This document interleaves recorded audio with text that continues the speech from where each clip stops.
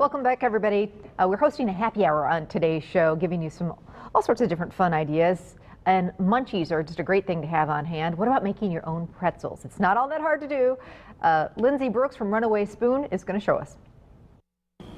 Hey Amy, welcome. We are making salt pretzels.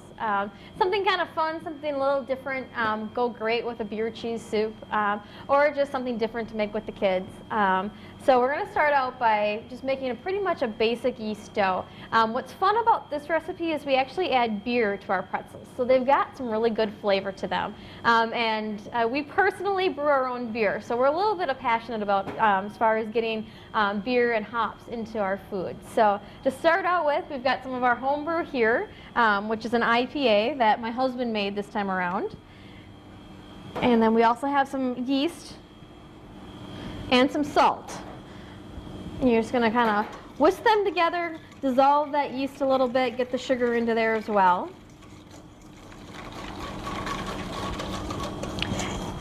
You could use any type of beer. You wouldn't have to use an IPA for this recipe. An IPA has got much stronger hop flavor, so it's a little bit more bitter, which therefore is going to give you a little more flavor at the end of it.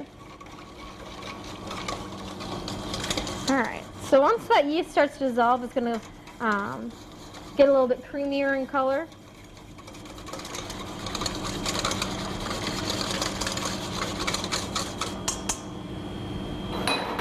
And then we're going to go ahead and add some flour to that yeast mixture. And then also some salt. This can be just regular kosher salt, sea salt, or just table salt at this stage. And then I get in there with my hands. It's the best way to mix up dough is actually be able to feel it.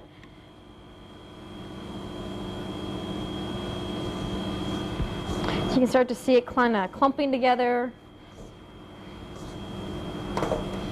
You could also do this in a mixer if you wanted. For me, I kind of take on the traditional way of making any type of dough, and I just do it by hand.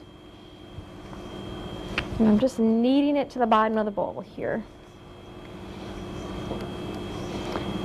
The thing about pretzels, they're really nice and crisp on the outside because of how dry the dough is.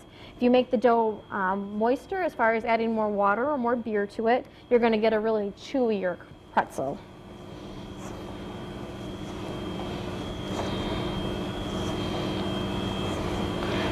All right, so once it starts to come together here, you're going to wrap it in plastic wrap, and it needs to sit for about a half an hour or so. It's going to soften up, and it's going to be a lot easier to work with, because at this stage it's really tough, really dry, and the gluten's really kind of freaking out. But if it sits for a little bit, the gluten relaxes, and there's a lot more moisture to the dough.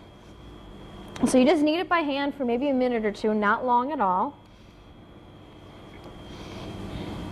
Wrap it on up, put it just at room temperature for about a half an hour or so. And what it looks like once it's done sitting, it softens up. It's nice and firm still, but it has a little bit more moisture to it. And then what I do from there is I just break off whatever size pieces I'm looking for. The recipe will make about a dozen or so pretzels, depending on the size that you're looking for. So just kind of break it into even chunks. And then I just roll it on out.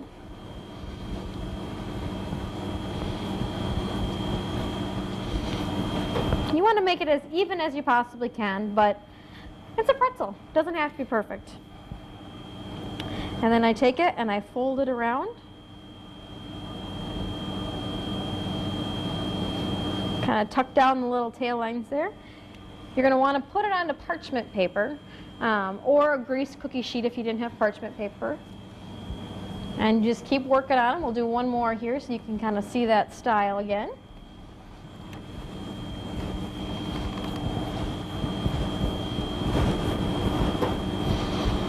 All right, so I take it and I just twist it around. Kind of tuck those little tails down in. And you've got yourself the perfect pretzel. What you do from there is you want to brush them with egg wash. That's going to give it that nice golden brown color to it. It also is going to allow the salt that we put on top of them to stick. And the thing about salt for these, you want to get a really nice coarse salt. So a nice sea salt works. You can even go to a kosher salt.